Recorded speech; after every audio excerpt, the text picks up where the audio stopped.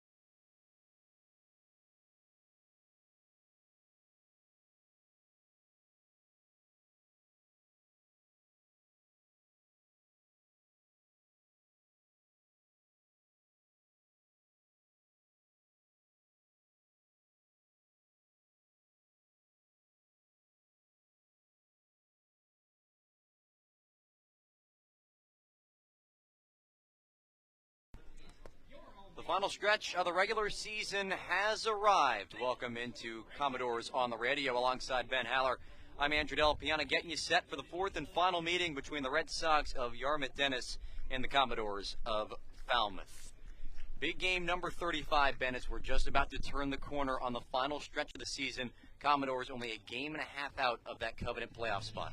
Yeah, this is a stretch where I don't think Falmouth expected them to be maybe halfway through the year, but that's the situation that we're in, 3-11 of the last 14 games, and you still have time to rewrite the ship a little bit and still make a playoff push. There's a big game. We talked about it on the pregame show at the end of the stretch, a home game with Katuitt. That's who they're chasing right now, 3 points behind going into the last stretch. And not on a great stretch right now as they enter the final 6 games of the season. Losers of 5 straight. 10 losses in their last 12 are the Commodores, looking to right that. They take on the win. In the 7th spot, the right fielder Antonio Morales, batting 8th, the DH Justin Osterhaus, and rounding out the order is the left fielder Chris Newstrom. It is a hot one here in Yarmouth today, just around 90 degrees at first pitch. It is a scorcher, probably the hottest game we've had, and hopefully we'll have the rest of the season here on the Cape. You know, those playoff games can get hot. And a little bit earlier of a start time as well here at Red Wilson Field, one of the 3 fields on Cape Cod that does not have lights. So as you get into the later parts of the summer with that sunset being a little bit sooner in the day, that start time bumps down from around 5 o'clock now down to 4:30.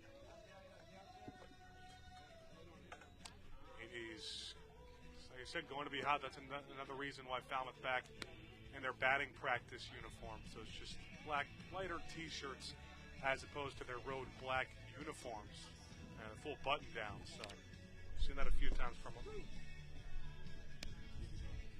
By Hendry wrapping up his warm-up pitches. The defense behind him tonight, A.J. Nestler out in left, Braden down in center, Will Baker in right field, Chris Akopian at third base, Armando Brachenio at shortstop, Yomar Carreras at second, Dean Carpentier at first with Connor Capisi doing the catching for the righty from North Florida. This is the point of the year where a lot of these pitchers are leaving. They're reaching their innings limits. It's the last week of the season, so you're going to see some guys who haven't pitched a ton. This is just the second start of the year for Hendry. Mike Anu to lead things off for the Commodores from the right side as we are just about to get going from Red Wilson Field.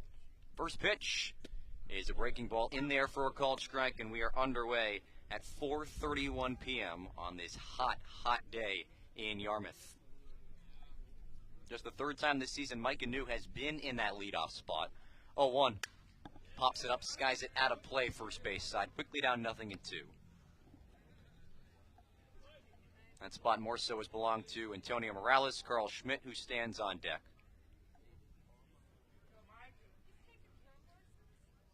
Hendry from the first base side of the bump is 0-2. Breaking ball, bouncer in the dirt, gets away from Caprisi. No harm, no foul with nobody on base.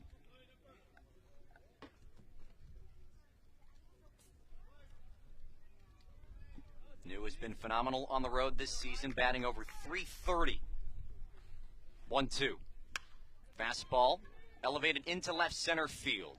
Down a couple steps to his right, meets in the middle with A.J. Nestler, who makes the catch, the left fielder for out number 1 of this ball game. It's interesting to see another change in the lineup for Falmouth. What did they hit the top 3 guys in the lineup? This is more of an approach of get your best hitters the most at bats. 1, 2, 3 is what in order 1, 2, 3 to qualified hitters and OPS this season so far for Falmouth. It goes New, then Carl Schmidt, then Ken Schmidt. That's the lineup.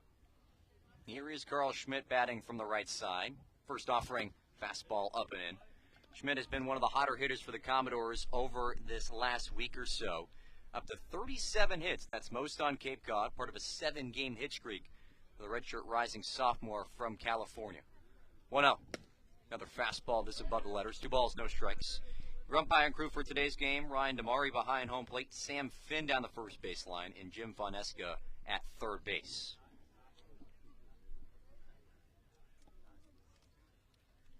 .2-0 from Hendry. Another fastball, just missing the outer third. 3 balls, no strikes to Schmidt. Takes a deep breath before standing back in. 2-for-4 effort in the loss on Sunday to Orleans. The Commodores, 7 hits in that loss. 3-0. Take all the way. It's a called strike on the inner third.